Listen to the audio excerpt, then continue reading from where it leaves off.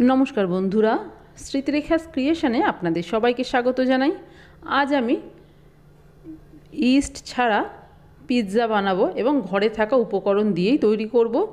বাচ্চারা মাঝে মাঝেই দেখবেন পিৎজা খাওয়ার ভীষণই বায়না করে, তখন কিন্তু এইভাবে আপনারা বাড়িতে বানিয়ে দিতে পারেন, খেতেও কিন্তু বেশ ভালো লাগে।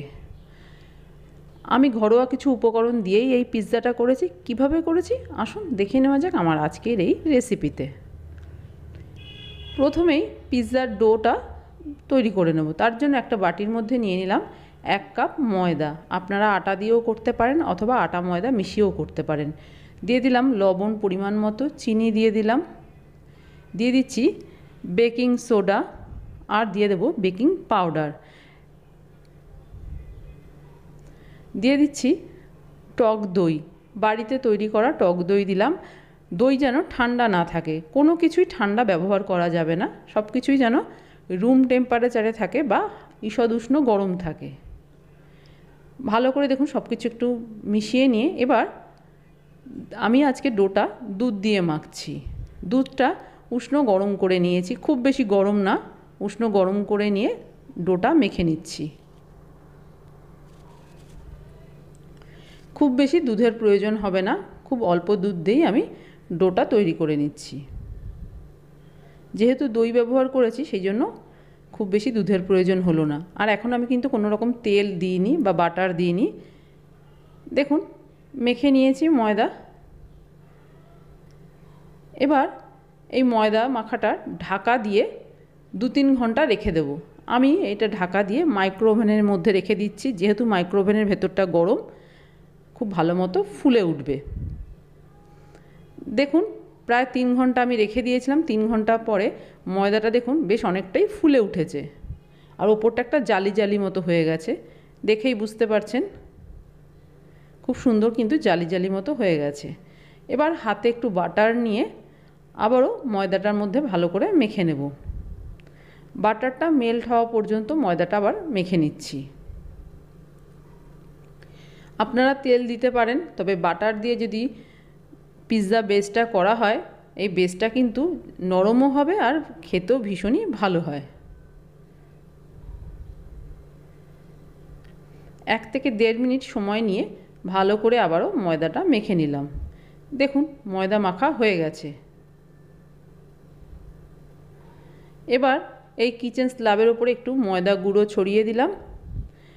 এবার ডোটা দিয়ে হাত দিয়ে দিয়ে একটু বড় রুটির মতো করে নিচ্ছি। আপনারা চাইলে বেলনি দিয়ে বেলেও নিতে পারেন, আমি হাত দিয়েই চেপে চেপে করে নিচ্ছি, ডোটা যেহেতু একটু নরমই আছে। এদিকে দেখুন গ্যাসে একটা প্যান বসিয়ে প্যানটা ভালো মতো গরম করে নেওয়ার পর এর মধ্যে আমি দিয়ে দিলাম বাটার। বাটারটা মেল্ট হয়ে গেছে। এবার যে রুটির মতো ডোটা তৈরি করেছি সেটা দিয়ে দিচ্ছি এর উপরে। গ্যাসের ফ্লেমটা লোতে রেখেছি। এবার ঢাকা দিয়ে কিছুক্ষণ এটা রান্না হতে দেব। ততক্ষণে আমি পিৎজার ওপরের যে স্টাফিংটা দেব সেটা রেডি করছি। তার জন্য নিয়েছি পনির, দিয়ে দিলাম সামান্য একটু লঙ্কা গুঁড়ো আর দিয়ে দিচ্ছি সামান্য একটু লবণ। এবার এই লবণ আর লঙ্কা গুঁড়ো পনিরে ভালো করে একটু মাখিয়ে নিচ্ছি। এটা পনিরটা দেখতেও একটু কালারফুল লাগবে, খেতেও বেশ ভালো লাগবে।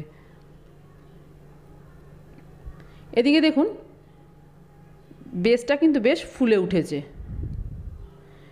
উল্টে দিচ্ছি, একটা দিক ভাজা হয়ে গেছে, এবার অপর পিঠটাও উল্টে দিলাম।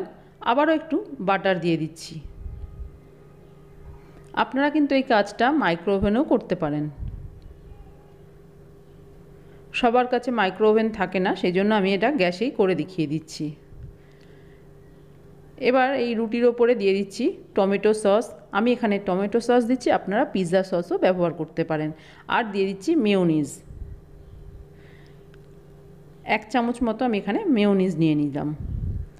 এবার এই টমেটো সস আর মেয়োনিজটা এই রুটির ওপরে ভালো করে মাখিয়ে দেব।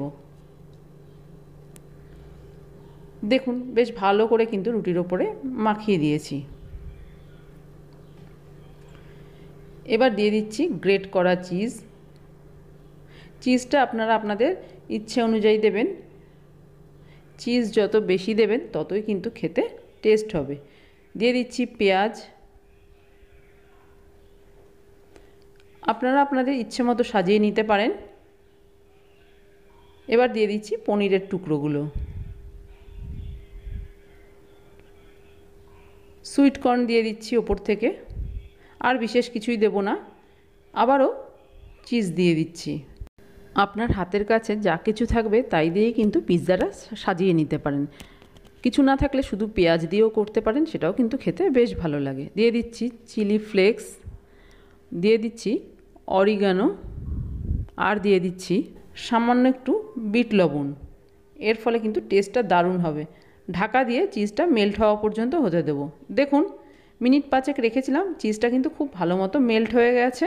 এবার আমি পিৎজাটা গ্যাস থেকে নামিয়ে একটা প্লেটে নিয়ে নিয়েছি।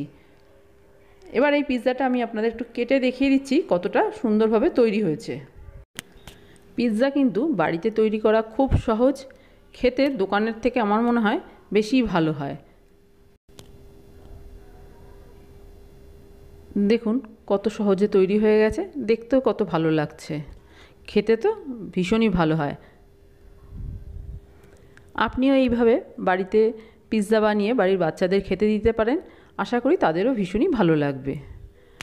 ঘরোয়া কিছু উপকরণ দিয়েই তৈরি করেছি, গ্যাসেও তৈরি করে নেওয়া যায়।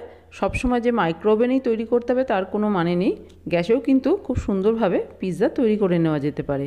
আমার আজকের এই পিৎজার রেসিপি যদি আপনার ভালো লেগে থাকে তাহলে প্লিজ একটা লাইক, শেয়ার, কমেন্ট করবেন। আর আপনি যদি আমার চ্যানেলের নতুন বন্ধু হয়ে থাকেন তাহলে আপনার কাছে একটাই অনুরোধ, আমার চ্যানেলটা সাবস্ক্রাইব করে আমার পাশে থাকার। আপনারা সবাই খুব ভালো থাকবেন।